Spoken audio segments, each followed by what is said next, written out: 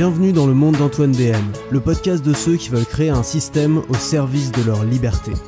Je partage avec toi des idées pour vivre de ce qui te passionne, des conseils pour simplifier ton quotidien, être plus efficace et accomplir davantage avec moins, des opinions pour penser différemment, sortir du moule et vivre une vie de choix. Le podcast est dispo sur toutes les plateformes, alors pense à t'abonner, allons-y. Bonjour, content de te retrouver aujourd'hui. Alors normalement t'as dû entreapercevoir là la nouvelle intro du podcast que j'ai enregistré là il y a quelques jours. J'attendais de trouver la bonne musique pour faire ça parce que je voulais une musique qui me plaise et finalement j'en ai trouvé une pas mal. Alors normalement j'ai absolument pas les droits de la diffuser, donc YouTube me dira très vite si j'ai le droit ou pas de continuer à utiliser cette intro. S'ils me disent rien, je vais continuer discrètement. Ça dure pas très longtemps en même temps, hein, c'est pas bien méchant je pense. Et normalement il y a une conclusion aussi qui vient avec. Pipa au panier, pipa au panier. C'est bien. Ne t'occupe pas, c'est normal. Il y a une conclusion normalement qui vient avec, une outro, je sais pas comment t'appelles ça, à la fin du podcast où il y a une musique normalement qui chevauche le podcast et ensuite il y a une conclusion qui est préenregistrée. Alors en fait le but c'est que j'ai pas à faire de montage. Moi j'ai pas envie de faire un montage de mes podcasts, donc je veux les enregistrer et directement les mettre en ligne. Donc j'utilise pour ça Auphonic qui permet normalement, donc qui est le service en ligne que j'utilise pour mettre mes podcasts un peu partout. Et ce service normalement ajoute une introduction et une conclusion automatiquement. Donc c'est ça que j'ai utilisé, je l'ai pas encore testé donc je sais pas du tout si ça marche.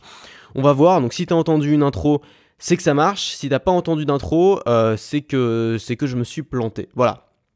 Aujourd'hui, je voudrais qu'on parle de survivalisme. Et pas de survivalisme comme tu penses. Pas de survivalisme en mode, tu vois, Man vs Wild, le gars qui se balade dans la nature avec son couteau entre les dents et sa pierre à feu. Premièrement, parce que je suis loin d'être le spécialiste de ça. Deuxièmement, parce que c'est pas ça, moi, qui m'intéresse. Moi, ce qui m'intéresse, c'est le survivalisme. Pas en tant que hobby ou en tant que scénario apocalyptique où on se retrouve tous dans le monde de The Walking Dead. Mais plutôt le survivalisme dans un monde moderne, le survivalisme réaliste, dans le cas où finalement on se retrouverait à devoir quitter notre pays ou juste à avoir envie de voyager et à partir et à vivre sur les routes. Et il y a une question un peu qui m'obsède depuis que j'ai commencé à voyager, c'est quel est le minimum dont j'aurais besoin si je devais quitter mon pays et vivre sur les routes ? Quel est le minimum en termes d'objets ? Quel est le minimum en termes de capacité ? Quel est le minimum en termes de monde virtuel, les applications, les services en ligne que je vais devoir utiliser ? Et si là demain je fais une connerie, je sais pas, il y a un problème, il faut absolument que je parte très vite, ou alors il faut que je retrouve quelqu'un à l'étranger, j'ai pas le temps de faire un sac et tout, qu'est-ce que je peux prendre avec moi, ou alors s'il y a ma maison qui crame, qu'est-ce qui me reste, qu'est-ce que je dois prendre en priorité avant de partir ? Et donc je me suis fait une petite liste. Alors tu vas voir, il n'y a pas grand chose, et à partir de cette liste là je pense que je suis capable de me débrouiller à peu près partout, un peu comme le mec de Man vs Wild est capable de se débrouiller dans la nature avec sa pierre à feu et son couteau. Et d'ailleurs c'est marrant parce que le survivalisme, moi c'est un domaine aussi qui m'intéresse, mais juste j'ai pas envie d'en parler parce que je serais tellement nul, tu vois. Moi je suis arachnophobe déjà, donc quand je vois le mec bouffer une migale, ça me tente moyen. Donc je pense que je serais nul là-dedans, nullissime. Je pourrais me débrouiller quelques jours, mais bon, tu vois, chasser, pêcher, je me vois mal découper un animal en morceaux, tu vois. Voilà, à mon avis, je suis pas fait pour ça, je suis trop parisien pour ça. C'est peut-être ton cas aussi, mais c'est un domaine qui m'intéresse quand même. Moi, j'adore Man vs Wild, hein, je me moque un peu, mais j'adore ça. J'ai rencontré aussi plusieurs fois des gens qui sont dans cette thématique-là, qui ont un blog sur cette thématique-là. Et c'est assez fascinant en fait ce que font ces gens-là, parce que ils cherchent vraiment des manières alternatives de vivre, et à une heure où on est extrêmement dépendant de notre confort moderne, mais pas seulement le confort matériel, mais aussi de nos smartphones, de nos ordinateurs, de tout ce monde virtuel qui est autour de nous, et on a l'impression qu'on pourrait pas vivre sans. Je trouve ça assez intéressant de vouloir volontairement, voir ça presque comme un hobby, volontairement essayer de toucher l'extrême inverse, c'est-à-dire de se dire comment je ferais si on retournait à l'époque des fourrageurs, tu vois, moins 10 000 avant Jésus-Christ, et que je devais me débrouiller dans la nature, je devais trouver à manger, je devais dormir, je devais me mettre en sécurité. Et donc ces gens-là souvent sont assez intéressants, c'est assez intéressant de discuter avec eux parce qu'ils ont testé des choses que peu d'entre nous ont testé, et moi c'est quelque chose que je respecte. Maintenant, donc ma méthode à moi, ça n'a rien à voir, hein, tu l'as compris, c'est mon équipement de survie, mais pas dans la nature, mais plutôt dans le monde moderne. C'est-à-dire, qu'est-ce que je fais si je débarque à Séoul là demain et que j'ai personne à qui parler, je connais pas la langue, j'ai rien, tu vois, j'ai juste les vêtements que j'ai sur moi, j'ai pas de sac, j'ai pas de valise. Comment je fais pour me débrouiller et de quoi j'ai besoin ? Alors pour moi, le plus important, à la base, déjà, c'est d'avoir certaines capacités. La première capacité, évidemment, c'est de savoir parler anglais, parce que l'anglais, c'est la langue, enfin, de savoir parler anglais, de savoir communiquer en anglais. Ça veut pas dire parler comme Shakespeare, tu vois, ça veut juste dire, voilà, savoir échanger quelques mots, savoir demander des trucs, savoir demander un hébergement, savoir demander de l'aide, savoir... Parce que, voilà, on vit quand même dans un monde où il y a des humains, où les gens sont quand même, tu vois, pas méchants de nature, de base, tu vois. Donc, s'ils voient que t'es en danger, s'ils voient que t'as besoin d'eux, tu vas pouvoir te faire aider dans quand même pas mal d'endroits dans le monde, à condition de pouvoir leur expliquer, ta situation. Et pour ça, il faut savoir parler anglais, il faut savoir communiquer un minimum. Pour moi, c'est indispensable. Voilà, si tu vas à Séoul, tu vas dans n'importe quel pays dans le monde, il faut parler la langue par défaut. Alors, la langue par défaut, évidemment, tu vas pas apprendre toutes les langues du monde, donc c'est l'anglais, c'est la langue universelle, c'est la langue où tu vas pouvoir te débrouiller dans n'importe quelle douane ou dans n'importe quelle ambassade du monde. Et c'est important, pour moi, c'est la capacité la plus importante. Si tu dois te retrouver loin de chez toi, sans aucune affaire, c'est cette capacité-là. Ensuite, bien sûr, il y a d'autres capacités qui vont être utiles, les capacités physiques, motrices, ce qui te permet quand même de marcher, de te déplacer, de parler. Les capacités ensuite, ça vient en secondaire, mais les capacités de concentration ou de créativité qui vont te permettre de trouver un job. Pour moi, la principale, c'est la capacité de concentration. Si tu as besoin, le job de base, c'est donner des cours d'anglais ou le truc classique, ou alors faire des petits boulots. Ces trucs-là, tu as juste besoin de te concentrer un peu, de pas être trop mauvais et de savoir communiquer. Et ensuite, si tu veux faire un peu des trucs, un petit peu plus, qui correspondent un peu plus à tes qualifications, c'est bien d'avoir de la créativité, de pouvoir réfléchir à ce que tu pourras faire d'autre. Donc ça, c'est au niveau des capacités. Moi, je pense que ces capacités, aujourd'hui, je les ai, tu vois, c'est des capacités de base, tu vois, savoir communiquer, dire quelques mots en anglais, savoir marcher et parler. C'est des trucs, on l'a assez vite. Ensuite, il y a les objets physiques. Les objets physiques, le premier objet physique qui, à mon sens, est indispensable si on se retrouve à l'autre bout du monde sans rien, c'est bien sûr son passeport, surtout si t'es français, parce qu'un passeport français, ça a beaucoup de valeur, dans le sens où ça te permet d'aller vraiment quasiment où tu veux dans le monde, sans problème. Et en fait, ça c'est un truc, souvent on n'en a pas conscience, tu vois, les Français n'ont pas conscience de cette chance qu'ils ont, et c'est pour ça que moi aussi j'ai envie de voyager, ne serait-ce que pour profiter de cette chance-là. Le voyage, la barrière pour voyager, c'est pas seulement le prix, et c'est de moins en moins le prix, parce que les voyages coûtent de moins en moins cher, mais c'est avant tout le passeport. Et en fait, tu te rends compte qu'il y a énormément de gens, même la plupart des gens sur cette planète, ne peuvent pas voyager, ou en tout cas peuvent pas voyager comme nous, non pas seulement, souvent c'est parce qu'ils n'ont pas assez d'argent, mais souvent c'est pas seulement le cas, souvent c'est simplement parce qu'ils n'ont pas le bon passeport. Et moi je l'ai vécu, tu vois, j'ai voyagé quand j'étais en Malaisie, j'avais rencontré un Indien, tu vois, qui voyageait aussi en Malaisie, le mec avait carrément les moyens de voyager, tu vois, il avait un boulot de salarié bien payé et tout, ça marchait bien pour lui. Et on s'était donné rendez-vous, on voulait se retrouver sur une île en Thaïlande un peu plus tard, tu vois. Et finalement, lui, il avait pas pu y aller, simplement parce qu'il avait un passeport indien, et que le passeport indien est sous-évalué par rapport à un passeport français. Il y a pas mal de pays, surtout la Thaïlande, plein d'autres pays qui vont être beaucoup plus frileux, tu vois. Ça veut pas dire que tu pourras jamais rentrer, ça veut dire qu'ils vont te demander beaucoup plus de conditions si t'es indien que si t'es français. Et j'imagine qu'il y a des passeports où c'est encore plus compliqué, encore plus difficile, voire des passeports où tu peux aller absolument nulle part. Donc faut le savoir qu'on a une chance énorme d'avoir un passeport français, on a une chance énorme de pouvoir voyager dans tous ces pays-là, on a même une chance énorme d'être français, juste d'être considéré comme un français. Les gens vont pas te cracher dessus, les gens vont pas te prendre pour un SDF, c'est quand même un truc, il y a énormément d'inégalités aussi là-dessus, faut pas l'oublier, tu vois, les gens te perçoivent différemment en fonction d'où tu viens. Quand t'es français, il y a un certain, tu vois, il y a un certain respect dans le monde entier. Alors il y a des gens qui peuvent pas les supporter, mais de manière générale, tu peux aller partout, les gens vont pas te cracher à la gueule parce que t'es français, tu vois. Et ça, c'est une chance énorme, et je trouve ça moi je trouve ça dommage de pas en profiter, de pas utiliser cette chance-là pour justement voyager, pour justement, tu vois, les gens sont là, oui mais attention, le voyage, mais la valise elle risque de pas passer à l'aéroport, mais attends, t'as un passeport français quoi, tu vois, on s'en fout que ta valise elle passe pas à l'aéroport, même si tu te retrouves là-bas, t'as plus rien, si t'as ton passeport avec toi, c'est bon, tu peux refaire ta vie, tu peux refaire tes vacances, ça peut être marrant même, tu vois. Ça peut être un défi. T'as pas forcément besoin d'avoir tes 4 valises rose fluo, tu vois, pour être dans ton petit confort. Tu peux aussi voyager avec pas grand chose. Donc pour moi, en fait, le seul vrai truc dont t'as absolument besoin, parce que c'est irremplaçable et c'est impossible de le trouver ailleurs, c'est ton passeport. Voilà, tu vas pas trop faire un passeport comme ça aussi simplement. Donc tu auras besoin d'un passeport ou au moins d'une pièce d'identité pour pouvoir justifier qui tu es. Et ensuite, de toute façon, sans passeport, tu pourras même pas partir à l'étranger. Et ensuite, tout le reste est facultatif, parce que tout le reste, tu peux le trouver sur place.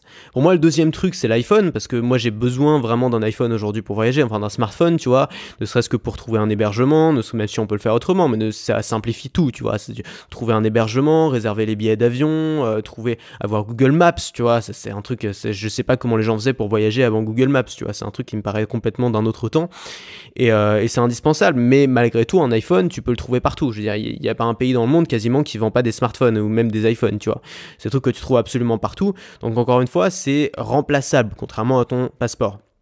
Et le deuxième truc que tu trouves aussi partout, mais c'est quand même pratique d'en avoir, c'est de l'argent, bien sûr. C'est-à-dire que si tu te retrouves à l'autre bout du monde avec juste ton passeport, tes vêtements et absolument rien d'autre, tu vas être quand même un petit peu en difficulté. Il va falloir trouver un moyen de gagner de l'argent. C'est possible, tu vois, tu peux trouver un petit boulot rapidement. Mais voilà, les premiers jours, ça risque d'être assez compliqué. Donc c'est toujours bien d'avoir de l'argent sur toi. Que ce soit de l'argent en liquide, que ce soit de l'argent sur une carte bleue. Alors plutôt, si possible, une banque qui n'est pas basée en France, enfin un truc qui est plus international. Tu vois, moi je suis chez N26. L'avantage, c'est si je pars 3 ans de chez moi, ils vont pas me faire chier en mode oui, vous devez venir à l'agence pour régler tel problème et on va vous bloquer les comptes en attendant. Non, tu vois, ça c'est un truc de banque française. N26, ils te foutent plus ou moins la paix si tu voyages un peu. Malgré tout, ça reste une banque qui est soumise aux lois de l'État. Tu vois, si t'es pas résident à tel endroit, tu vas pas forcément pouvoir avoir un compte. Donc bon, c'est tout à fait possible qu'ils te bloquent tes fonds ou qu'ils te bloquent ta banque. Pour moi, aujourd'hui, et ça c'est un des avantages du progrès technologique, c'est qu'aujourd'hui, tu as un moyen d'avoir vraiment de l'argent qui te suit partout avec toi en dehors de l'argent liquide que tu dois transporter physiquement, c'est les bitcoins, c'est les crypto-monnaies. J'ai pas mal parlé des bitcoins, mais les bitcoins, c'est pas seulement la bonne affaire du moment pour faire du fric parce que le prix augmente, tu vois, ça serait vraiment dommage de le réduire à ça. Le bitcoin, c'est quand même un truc qui va changer probablement la vie de 2 milliards de personnes. Aujourd'hui, il y a 2 milliards de personnes, alors nous, on n'y pense pas évidemment parce qu'on n'en fait pas partie, mais il y a, je crois, plus de 2 milliards de personnes dans le monde qui sont pas bancarisées, qui sont non bancarisées, qui n'ont pas accès au compte en banque. Et c'est un vrai truc, hein. Nous, on connaît pas ça en France, mais c'est un vrai truc, juste parce que les gens, je sais pas, ils gagnent pas assez d'argent pour ouvrir un compte en banque, ou alors ils ont pas la bonne tête, ou alors ils sont pas propres. Enfin, tu vois, des gens qu'on laisserait même pas rentrer dans l'agence. Voilà, lui, c'est un clodo, il aura jamais de compte en banque. C'est quand même une vraie injustice. Et aujourd'hui, le Bitcoin peut résoudre cette injustice, parce que le Bitcoin, il n'y a aucun critère pour posséder des Bitcoins. Alors, le seul critère, peut-être, c'est d'avoir accès à Internet. Mais aujourd'hui, voilà, il y a de plus en plus de monde qui peut avoir accès relativement facilement à Internet. C'est quand même un des trucs les plus universels qu'on peut avoir aujourd'hui. Et c'est plus quelque chose de coûteux, de spécialement rare d'avoir accès à Internet. Tu vas même... Enfin, tu vois, via les téléphones, je parle pas forcément d'avoir un ordinateur, mais tu vas au fin fond de l'Afrique, tu vois, les mecs, ils ont Internet sur leur téléphone depuis longtemps, parce qu'ils ont pas d'ordinateur et qu'ils utilisent leur téléphone pour absolument tout faire. D'ailleurs, ils utilisent leur téléphone pour payer depuis longtemps, tu vois, ils sont beaucoup plus en avance sur nous dans ce domaine-là. Donc voilà, c'est un vrai truc, ça peut vraiment changer la vie de ces gens-là, ces gens qui peuvent pas acheter les choses parce qu'ils ont pas de compte bancaire, je sais pas si t'imagines. Moi, j'ai un abonné à un moment qui m'avait envoyé un mail, qui était tunisien, je crois, je veux pas dire de bêtises, mais je crois qu'il était tunisien, et il me disait voilà, moi j'ai pas, dans mon pays, avec ma situation, j'ai pas accès à un compte bancaire et je suis obligé de demander à un ami d'acheter tes formations pour moi, un ami qui a un compte bancaire, c'est une galère. Et donc ces gens-là ont pas accès à une grosse partie de ce qui est vendu ou de ce qui est échangé dans le monde, simplement parce qu'ils ont pas la bonne tête, parce qu'ils sont pas nés au bon endroit ou parce qu'ils ont pas suffisamment d'argent pour se faire ouvrir un compte bancaire, et donc ils sont débancarisés. Et même les gens qui ont un compte bancaire, faut pas oublier que ce compte bancaire, il t'appartient pas, il appartient à la banque te le prête, la banque te fait l'honneur de te prêter l'argent que tu gagnes, tu vois, c'est quand même un peu spécial comme truc. Le Bitcoin change un peu cette donne-là et redonne le pouvoir dans la main des gens, exactement comme Internet a redonné le pouvoir de l'information dans la main des gens, même s'il y a pas mal de pays qui le brident, il y a quand même moyen aujourd'hui d'avoir accès à énormément d'informations via Internet qu'on ne pouvait pas avoir accès avant parce que l'information était réservée à une petite élite de personnes et que les autres étaient condamnés à vivre plus ou moins dans l'ignorance, tu vois. Donc pour moi, le Bitcoin peut être une solution à ça, pas forcément seulement pour nous, mais pour d'autres gens, mais même pour nous, tu vois, si tu te retrouves à l'étranger, que tu n'as plus de compte bancaire, tu n'as plus rien, tu peux posséder tes Bitcoins, ne serait-ce que sur une clé Ledger, mais même si tu veux pas te transporter de clé, tu vois, si tu as peur contre la pique, tu peux même retenir le code pour les dépenser dans ta tête, et donc avoir un moyen immuable de dépenser de l'argent si tu as besoin, tu vois, c'est-à-dire de posséder ton argent, parce que c'est de l'argent virtuel, c'est de l'argent dont tu as besoin juste d'une information pour le dépenser et n'importe quelle information peut être retenue dans la tête. T'as pas besoin de support physique forcément. Donc ça peut être, enfin pour moi c'est une petite révolution dans ce domaine-là, même si on voit pas encore aujourd'hui énormément les avantages pour nous occidentaux. Pour moi c'est un vrai truc et on le verra probablement peut-être un peu plus tard. Donc voilà, moi si je devais vraiment partir comme ça, je ferais en sorte, bien sûr, tu vois, moi j'ai des bitcoins, je ferais en sorte d'avoir mes bitcoins avec moi, soit sur des clés, soit dans ma tête, soit via un autre moyen, tu vois, quelque part, tu vois, mais je trouverais le moyen d'avoir mes bitcoins avec moi pour avoir cette réserve de valeur que je peux dépenser si j'ai besoin. Et puis il y a la troisième, donc là le premier truc c'était les capacités, le deuxième truc c'était les objets physiques, donc finalement les objets physiques tu en as besoin juste de deux on va dire, qui est le passeport et de l'argent. L'argent n'est même pas indispensable, sachant que l'argent c'est une commodité, tu peux le trouver partout, donc ce serait juste le passeport finalement. Et ensuite, il y a les choses du monde virtuel, tu vois, dont j'aurais absolument besoin si je veux pouvoir continuer à travailler, si je veux pouvoir continuer à communiquer, si je veux pouvoir continuer à faire ce que je fais aujourd'hui, qui est bien sûr l'accès à Internet, qui est un accès à Evernote, parce que moi c'est sur Evernote que je stocke tous mes papiers, tous mes documents, toutes les informations qui me concernent et dont je vais avoir besoin, notamment les photocopies de mon passeport, ma carte d'identité, si jamais je perdais mon passeport. Et puis enfin, un logiciel comme 1Password, tu vois, sur lequel j'ai tous mes mots de passe et donc qui est un peu la clé pour accéder à tous mes autres comptes si à un moment je perds mon device, mon ordinateur, mon smartphone, etc. Et puis ensuite, bien sûr, il y a toutes les apps, Airbnb, Expedia, Booking, Google Maps, les mails, Messenger, tout ce qui te permet de communiquer avec les gens, tout ce qui te permet de réserver, tout ce qui te permet de vivre plus simplement, même si c'est pas indispensable. Et finalement, quand tu fais la liste de ça, tu vois, tu as un truc que tu peux faire le faire tout de suite. Quel est mon équipement de survie dans le monde moderne? De quoi est-ce que j'ai absolument besoin si demain mon appart brûle et que je dois juste emporter un ou deux objets, tu vois? Moi, je sais ce que j'irai faire. J'irai dans la pochette où est mon passeport, tu vois. J'irai choper mon passeport, j'irai choper mes clés Bitcoin. Si mon iPhone est sur le chemin, ça on s'en fout, tu vois. Mais si mon iPhone est sur le chemin, je le chope aussi au passage et puis je me casse. Et puis voilà, ça me permet de me débrouiller pendant les premiers jours, de pas avoir trop de difficultés.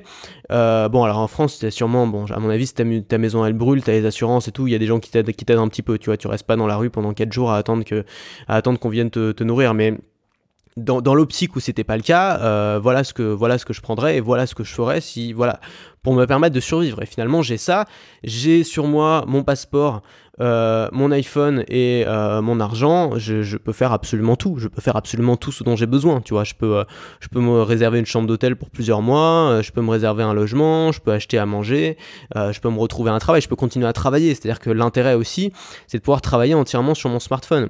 Si je dois partir à l'étranger, tu vois, c'est aussi un des avantages moi que je vois d'être indépendant et de travailler sur le web, c'est que tu es vraiment indépendant dans le sens où t'es pas dépendant d'une entreprise de laquelle, voilà, si aujourd'hui tu as besoin vite de partir, de quitter la France, tu perds ton job. Pour la plupart des gens qui sont salariés, c'est fini, tu vois, il va falloir trouver un autre moyen de gagner leur vie.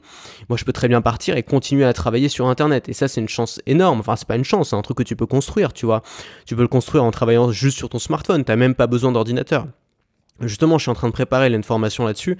Si ça t'intéresse, je t'ai mis un lien en description qui permet de précommander. Alors pas de précommander, mais qui permet juste de laisser son mail là, pour être tenu au courant quand la formation va sortir. Donc je t'invite à aller regarder un petit peu si ça t'intéresse. Tu peux laisser ton mail si tu veux recevoir un truc. C'est justement une formation qui va t'aider à prendre ton indépendance d'un point de vue travail. C'est-à-dire ne pas avoir besoin d'un ordinateur et d'une grosse station de travail pour travailler, mais de retrouver le goût des objets simples, des objets que tu peux trouver partout, et de faire absolument tout ce que tu fais aujourd'hui en tant qu'indépendant, en tant que créatif, en tant que personne qui a un projet ou en tant qu'entrepreneur, non plus sur un ordinateur mais sur un smartphone. On est allé assez loin dans cette formation pour trouver des idées pour le faire. Bon, tout est marqué dans le lien en description, donc je t'invite à aller cliquer pour voir si ça t'intéresse. On en reparlera plus tard dans la semaine.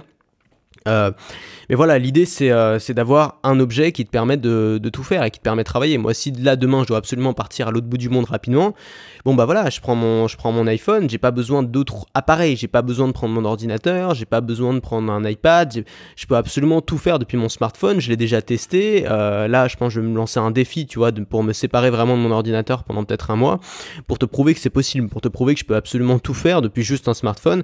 Et ça, c'est aussi un gain de liberté, une indépendance qui est absolument immense. Et finalement, si tu arrives, en fait, on a parlé des objets, tu as juste besoin de 2 objets, tu vois, de 3 objets, on va dire ton passeport, ton iPhone et ton argent. Avec ces 3 objets, si tu apprends à être dépendant de rien d'autre que ces 3 objets, tu peux te débrouiller. Alors tu vas me dire, oui, mais j'ai besoin de vêtements, oui, mais j'ai besoin d'une brosse à dents, mais oui, mais tout ça, tu peux le trouver, tu vois, tout ça, c'est des commodités. Les vêtements, tu peux les trouver dans n'importe quel aéroport, tu n'as même pas besoin de sortir de l'aéroport pour trouver des vêtements, ou tu peux le trouver absolument n'importe où, dans n'importe quelle ville, tu trouveras des vêtements. Un smartphone aussi, une brosse à dents, il n'y a aucun problème, parfois c'est même fourni avec les hôtels, tu vois, donc c'est pas, voilà, tout ça c'est des choses que tu peux trouver ailleurs, c'est pas grave d'avoir, tu vois, d'avoir oublié sa brosse à dents, c'est le truc le moins grave. Par contre, si t'as oublié ton passeport, tu vas avoir des petites galères à l'aéroport, tu vois. Donc on parle vraiment du minimum syndical, de ton équipement de survie dans le monde moderne, c'est un truc assez amusant à faire, tu peux le faire tout de suite, ça t'amuse. Prendre un carnet, un crayon et puis noter, voilà, quel est mon équipement de survie dont j'aurais besoin, quel est le minimum dont j'aurais besoin si je devais quitter mon pays et vivre sur les routes dès maintenant si je devais tout partir.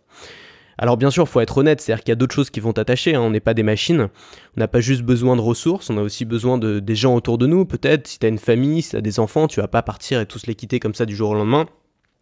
Mais on ne te demande pas de le faire, en fait, ça qui est bien, c'est que je te dis pas il faut partir, il faut tout quitter, il faut tout abandonner, tu vois. Je te dis simplement que si tu sais que tu as la capacité matérielle de le faire, tu peux le faire. Si tu sais que tu as la capacité matérielle de faire ça, de partir à l'autre bout du monde, mais tu vois, tu peux, si tu as une famille, t'emmènes ta famille, c'est pas un problème. Enfin, c'est pas un problème, bien sûr, ta femme va peut-être pas être contente, tu vois, ou ton mec va pas forcément sauter de joie. Mais disons que tu as la capacité matérielle de le faire et t'es pas dépendant d'un endroit. Et ça, en termes de... Je te parle même pas de physiquement, mais je te dis mentalement, ça va te faire du bien, tu vois, psychologiquement, ça va te faire du bien, tu vas te sentir plus libre, tu vas dire voilà à quoi j'ai accès, voilà les possibilités que j'ai, voilà ce que je peux faire, et tout ça, ça donne de l'optimisme aussi de dire ça, voilà tout ce que, voilà, j'ai la possibilité, je suis pas coincé, à mon avis, un des grands problèmes qu'on peut avoir aujourd'hui, c'est le sentiment d'être coincé. C'est pour ça qu'il y a plein de salariés qui veulent créer leur boîte ou devenir indépendants. Et ils ont raison, c'est parce qu'ils se sentent coincés dans leur job, ils ont l'impression qu'ils peuvent pas en sortir. Et c'est terrible de se sentir coincé. Et je dis pas qu'il faut tout faire, je dis pas qu'il faut tout le temps en profiter de cette chance-là. C'est que ça, voilà, on a un passeport, je dis pas qu'il faut voyager toute l'année, tu vois, c'est pas parce qu'on a un passeport qu'il faut le faire. Mais juste, il faut avoir conscience que tu peux le faire. De la même manière, c'est pas parce que tu es indépendant, par exemple, qu'il faut décider d'avoir aucun attachement, de jamais te marier, de jamais avoir d'enfants, de jamais rien faire pour être plus dépendant. Mais juste le fait de savoir que tu as la possibilité de partir, peut-être d'emmener ta famille, de partir à l'autre bout du monde, de te débrouiller, de continuer à vivre de ce que tu fais, de continuer à gagner ta vie, de continuer à travailler, de continuer à vivre heureux, à vivre bien, en partant du jour au lendemain à l'autre bout du monde, c'est un gain de liberté, un soulagement qui est immense. Et même si au quotidien, tu restes au même endroit, tu es sédentaire et tu restes avec ta famille et tout, le fait de savoir que tu peux, voilà, que vous pouvez juste quitter tout ça du jour au lendemain, ça va te donner une tranquillité d'esprit. Et ça, c'est énorme, ça, c'est super important. Et puis tu vas arrêter de te plaindre toute la journée en disant que tu as une vie de merde, parce que tu sais que ta vie, tu peux la changer en claquant des doigts. Tu sais que ta vie, elle peut changer du jour au lendemain. Donc c'est pas une vie de merde, à partir de ce moment-là, c'est une vie choisie. Quand tu as le choix, c'est plus une vie de merde, c'est une vie choisie. Quand tu as le choix, c'est quelque chose que tu as décidé. Et ça change tout. Et je pense qu'on peut se satisfaire de n'importe quelle vie, même les vies qui passent paraît horribles pour beaucoup de gens, on peut se satisfaire de beaucoup de vies à partir du moment où on a conscience que c'est un choix et qu'on peut en changer. Ce qui rend malheureux, c'est la frustration. Ce qui rend malheureux, c'est de se dire je suis coincé, je peux pas en changer. Voilà, c'était juste mon avis là-dessus, mon opinion là-dessus. Voilà, moi je trouve ça amusant de le faire, tu peux t'amuser à le faire. Si ça t'intéresse d'aller beaucoup plus loin et d'apprendre à travailler à 100% avec un smartphone et avec des outils simples que tu peux trouver n'importe où, t'as la formation avec le lien en description qui n'est pas encore disponible à l'achat au moment où j'enregistre ce podcast, mais qui le sera d'ici quelques jours, donc tu peux entrer ton mail pour être prévenu quand ce sera disponible. Et puis nous on se retrouve dès demain normalement pour le prochain podcast. À demain. Et là, normalement, t'entends une petite musique et tout, c'est assez stylé. Enfin, on verra. Si cet épisode t'a plu, pense à laisser un avis sur Apple Podcast. Ça te prend 1 minute, tu n'auras à le faire qu'une seule fois, et ça m'aide énormément à me faire connaître. Si tu veux continuer à te poser des questions avec moi, bien sûr, abonne-toi.